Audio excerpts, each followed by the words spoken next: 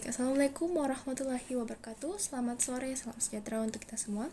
Baik, pertama-tama perkenalkan nama saya Lutfia Maharanto Kalimpo dari kelas H dengan NIM 45240911151. Jadi saya dari mahasiswa psikologi Universitas Busowa. Jadi pada video kali ini saya akan mempresentasikan tugas dari mata kuliah Filsafat Ilmu dan Logika, yang dimana materi kali ini yaitu menjelaskan konsep pengetahuan. Jadi, baik, pertama-tama saya akan menjelaskan dari definisi dan jenis pengetahuan. Jadi, secara etimologi, pengetahuan berasal dari bahasa Inggris, yang dimana berarti knowledge. Kalau dalam Encyclopedia of Philosophy dijelaskan definisi dari pengetahuan, yang dimana pengetahuan merupakan kepercayaan yang benar. Atau dalam bahasa Inggrisnya, knowledge is justified through belief. Kalau secara terminologi, ada beberapa definisi tentang pengetahuan. Yang pertama yang dikemukakan oleh Dr. Anders Sidley Gazalba. Jadi menurut beliau ialah pengetahuan merupakan apa yang diketahui atau hasil pekerjaan tahu. Yang tersebut merupakan hasil dari kenal, sadar, insaf, mengerti, dan pandai. Pengetahuan itu ialah semua milik atau sebuah pikiran. Dan demikian, pengetahuan merupakan hasil proses dari usaha manusia untuk tahu.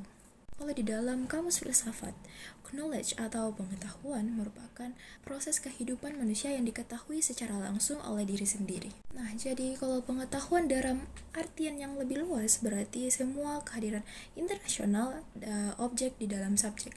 Nah, kalau lebih sempit, pengetahuan berbeda dari imajinasi atau pemikiran belaka yang merupakan keputusan yang pasti atau benar. Umumnya dikatakan bahwa pengetahuan merupakan pengalaman yang sadar karena sulit melihat bagaimana persisnya suatu pribadi dapat sadar akan suatu eksisten tanpa kehadiran eksistens itu dalam dirinya. Orang pragmatis, terutama John Dewey, tidak membedakan antara pengetahuan dengan kebenaran, antara knowledge dan truth. Jadi menurut ia pengetahuan itu harus benar, kalau tidak benar berarti itu merupakan kontraduksi. Nah, lalu ada jenis-jenis pengetahuan. Burhanuddin Salam membagikan pengetahuan berbagi jadi 4, yaitu yang pertama adalah pengetahuan biasa. Nah, kalau di dalam kamus filsafat itu diartikan sebagai common sense, dapat juga diartikan dengan good sense. Karena seseorang memiliki sesuatu di mana ia menerimanya secara baik. Contohnya seperti kita menyebut itu merah karena memang ia berwarna merah. Dan juga kita bisa menyebut sesuatu itu panas ketika ia terasa panas atau hangat. Nah, dengan common sense, semua orang memiliki keyakinan secara umum tentang sesuatu. Jadi mereka semua itu memiliki pendapat yang sama. Dikarenakan common sense diperoleh dari pengalaman sehari-hari. Misalnya contoh, menyiramkan air kepada tanaman, lalu ada makanan yang bisa memuaskan rasa lapar, lalu contoh lain sebagainya. Nah, lalu kita masuk ke jenis yang kedua, yaitu pengetahuan ilmu, yang dimana kalau dari bahasanya itu ilmu itu sains. Jadi kata sempit dari bahasa sains ini, kata sains ini merupakan pengetahuan alam, yakni kuantitatif dan objektif. Di pengetahuan ilmu di sini memiliki prinsip, yaitu mengkoordinasi dan mensistemasikan common sense yang didapat dari pengalaman kehidupan sehari-hari dan juga pengamatan dalam kehidupan sehari-hari. Namun, diselaraskan juga dengan pemikiran yang cermat dan teliti dengan menggunakan berbagai metode. Ilmu merupakan metode berpikir secara objektif atau objectival thinking, yang dimana bertujuan untuk menggambarkan dan memberi makna terhadap dunia faktual. Nah, pengetahuan ilmu diperoleh melalui observasi, eksperimen, dan juga klasifikasi. Analisis ilmu itu objektif dan menyampingkan unsur pribadi, dan pemikiran logika diutamakan. Juga netral, dalam arti tidak dipengaruhi oleh sesuatu yang bersifat subjektif karena dimulai dengan fakta. Ilmu merupakan milik manusia secara komprehensif. Ilmu juga merupakan lukisan dan keterangannya lengkap dan konsisten mengenai hal-hal yang dipelajari dalam ruang dan waktu sejauh jangkauan logika dan dapat diamati panca indera manusia. Nah, yang jenis ketiga yaitu pengetahuan filsafat, yakni diperoleh dari pemikiran yang sifat kontemplatif dan spekulatif. Pengetahuan filsafat yaitu lebih menekankan pada kedalaman kajian tentang sesuatu. Nah, kalau ilmu itu menjelaskan hanya pada satu bidang yang sempit dan rigid, sedangkan kalau filsafat, yaitu membahas lebih luas dan mendalam. Filsafat biasanya memberikan pengetahuan yang lebih reflektif dan kritis, sehingga pengetahuan yang awalnya kaku dan cenderung tertutup bisa menjadi fleksibel dan juga terbuka. Nah, jenis keempat yaitu pengetahuan agama, yakni diperoleh pengetahuan tersebut dari Tuhan melalui utusannya. Nah, pengetahuan agama ini bersifat mutlak dan wajib untuk ditekuni oleh para pemeluk agama. Nah, pengetahuan mengandung beberapa hal yang pokok, yaitu ajaran tentang cara berhubungan dengan Tuhan, yang juga sering disebut sebagai hubungan vertikal, dan cara berhubungan dengan sesama manusia yang disebut dengan hubungan horizontal. Pengetahuan agama yang lebih penting di samping juga dari informasi tentang Tuhan, yaitu hari akhir. Iman kepada hari akhir merupakan pokok dari ajaran agama, sekaligus mengajarkan bahwa ajaran yang membuat manusia optimis akan masa depannya. Menurut para pengamat, agama masih bertahan sampai sekarang karena adanya doktrin tentang hidup setelah mati karena masih dibutuhkannya. Saya akan menjelaskan perbedaan tentang pengetahuan dengan ilmu. Jadi antara pengertian pengetahuan pengetahuan dan ilmu, jadi dua antara kata tersebut memiliki kata majemuk yang dimana memiliki kata arti tersendiri. Jika kedua kata tersebut itu berdiri sendiri, akan terlihat perbedaan dari dua kata tersebut. Nah, kalau di dalam Kamus Besar Bahasa Indonesia, ilmu disamakan artinya dengan pengetahuan, yang dimana ilmu merupakan pengetahuan.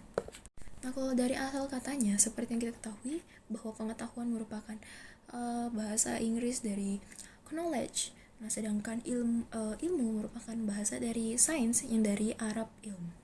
Nah, kalau dari definisinya pun tidak jauh berbeda, di mana pengetahuan merupakan hasil tahu manusia akan sesuatu ataupun segala usaha manusia untuk mengetahui objek tertentu. Pengetahuan juga bisa dapat berupa fisik atau barang-barang yang dilakukan melalui persepsi, baik melalui indera ataupun melalui akal. Pula objek yang dipahami berupa berbentuk ideal atau kejiwaan manusia. Adapun perbedaan antara pengetahuan yang sifatnya pra-ilmiah dengan pengetahuan yang sifatnya ilmiah. Pengetahuan pra-ilmiah merupakan pengetahuan yang belum memenuhi syarat-syarat ilmiah secara umumnya. Nah, sebaliknya, kalau pengetahuan ilmiah merupakan pengetahuan yang harus memenuhi syarat-syarat pengetahuan ilmiah. Pengetahuan pertama disebut sebagai pengetahuan biasa, pengetahuan kedua disebut sebagai pengetahuan ilmiah. Adapun syarat-syarat yang harus dimiliki oleh pengetahuan ilmiah, yang pertama yaitu memiliki objek, baik secara formal ataupun material, lalu yang kedua yaitu bersistematif atau berturut-turut. Nah, di samping itu, pengetahuan ilmiah juga harus memiliki metode yang secara umum, seperti metode deduksi, induksi, dan analisis. Seperti yang sudah dijelaskan tadi, penjelasan dari pengetahuan, sekarang saya akan menjelaskan dari ilmu yang sebagai perbandingannya.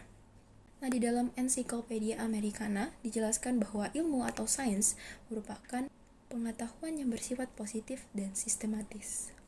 Dijelaskan oleh Liang Qi, merupakan kutipan dari Paul Friedman dari buku The Principle of Scientific, yang memberikan batasannya dalam ilmu, seperti di dalam buku.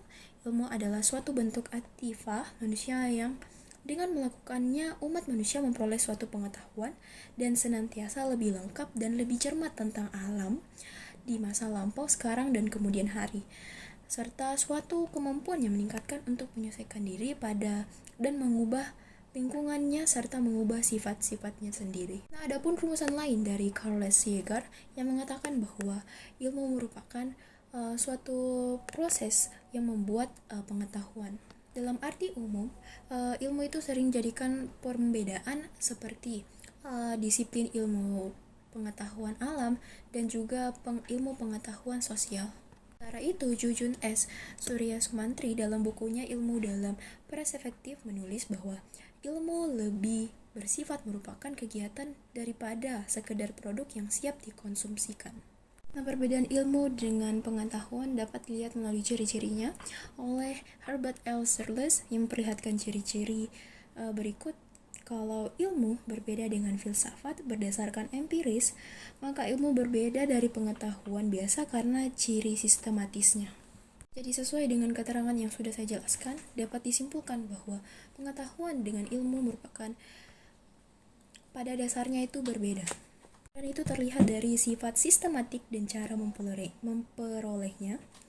Perbedaan tersebut menyangkut pengetahuan prailmiah ataupun ilmiah, juga pengetahuan biasa, sedangkan pengetahuan ilmiah dengan ilmu tidak mempunyai perbedaan yang berarti.